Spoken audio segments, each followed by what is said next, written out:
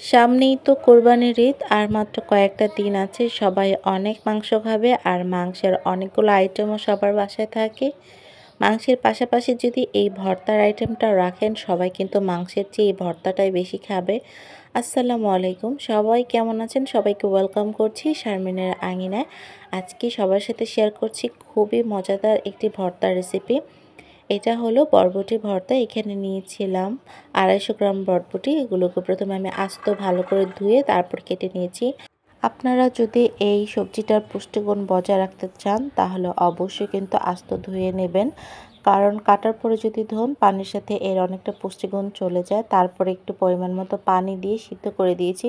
আর অবশ্যই লবণ দিয়ে দিবেন প্রথমেই, তাহলে বরবটির ভিতরে লবণটা ঢুকে আর ভর্তাটা খেতেও অনেক মজা লাগে। আর আমি কিন্তু 5 থেকে 7 মিনিটের মতো এটা চুলায় রেখেছিলাম। তার ফলে আমার বরবটিটা সিদ্ধ হয়েছে এবং কালারটাও ঠিক আছে। তারপরে এখানে আমি নিয়ে নিচ্ছি কয়েকটা শুকনো মরিচ। এগুলোকে একটু লাল লাল মুচমুচে করে ভেজে নিয়েছি। মরিচটা এক সাইডে রেখে আমি ওই তেলেই বরবটিটা এখন সুন্দর করে ভাজা ভাজা করে নেব।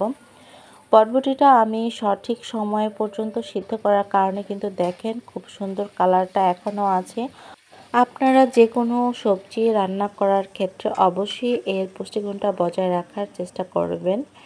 দেখেন কালারটা অল্প একটু চেঞ্জ হয়েছে। অল্প ভাজা ভাজা হওয়ার পরে আমি এখন চুলার আঁচটা একটু বাড়িয়ে দিয়েছি, পানিটা যেন একেবারে শুকিয়ে যায়। আর এখন আমার বরবটিগুলো ভাজা হয়ে গেছে আর পানিটাও কিন্তু শুকিয়ে গিয়েছে। এখানে আমি রেডি করে নিয়েছিলাম ধনেপাতা, কাঁচামরিচ আর 2টা পেঁয়াজ। তারপর অফ ক্যামেরায় আমি সবগুলোকে সুন্দর করে কেটে রেডি করে নিয়েছি আর বরবটিটাও ঠান্ডা করে নিয়েছি। এখন আমি চলে যাব ভর্তা বানাতে। প্রথমে মরিচগুলো একটু লবণ দিয়ে ভালো করে মেখে নিতে হবে। প্রথমে যদি আপনি মরিচটা মুচমুচে থাকতে লবণ দিয়ে মেখে নেন তাহলে খুব সহজেই কিন্তু মরিচটা একদম সুন্দর গুঁড়ো গুঁড়ো হয়ে যায় আর ভর্তাটাও খেতে অনেক মজা লাগে। তারপর এর মধ্যে আমি বাকি যে উপকরণগুলো আছে সবগুলো দিয়ে দিয়েছি। এখন এগুলোকে সুন্দর করে মেখে নিতে হবে, একদম একটার সাথে একটা যেন খুব ভালো করে মাখা হয়ে যায় এমনভাবে মাখতে হবে। এই মাখাটা যত মজা হবে ভর্তাটা খেতেও কিন্তু তত মজা হবে। দেখেন এটাও কিন্তু একটা ভর্তার মতো লাগছে, এটাকে পেঁয়াজ ভর্তা বলে। এই ভর্তাটাকেও আপনারা ভাতের সাথে কিন্তু খেতে পারেন, খেতে অনেক মজা লাগে। এখন আমি ভর্তাগুলো বানিয়ে নিচ্ছি সবগুলো।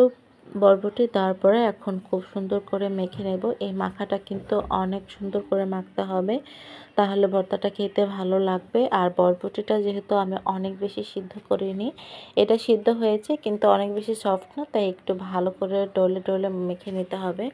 কিছুক্ষণ মাখার পরে এখন আমি দিয়ে দেব কাঁচা সরিষার তেল।